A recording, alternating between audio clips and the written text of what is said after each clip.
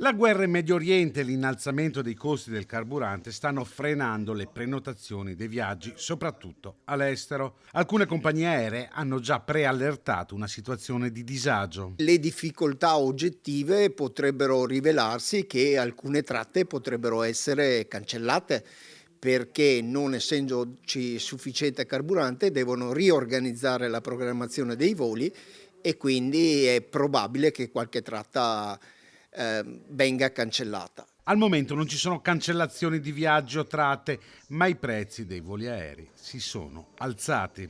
Oggi chi acquista un pacchetto di viaggio, cioè il turismo organizzato, il classico pacchetto di vacanza e quindi con l'utilizzo dei voli charter è molto più tutelato e garantito perché i costi sono stati predefiniti dall'organizzatore e quindi anche l'ospite, il potenziale cliente che fruisce di questi servizi è tutelato per il momento anche per quanto riguarda l'aggravio dei costi dell'aumento dei costi carburante.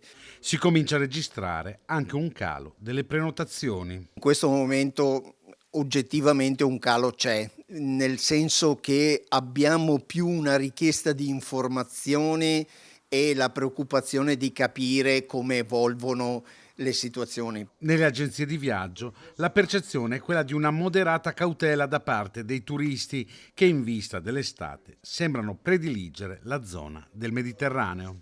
C'è una fetta abbastanza importante che, riguarda un 20-30% della clientela che ama comunque il lungo raggio. Oggi quelle prenotazioni sono in parte in stand-by, ma non è che non siano fruibili, lo sono nella stessa ugual maniera con una differenza.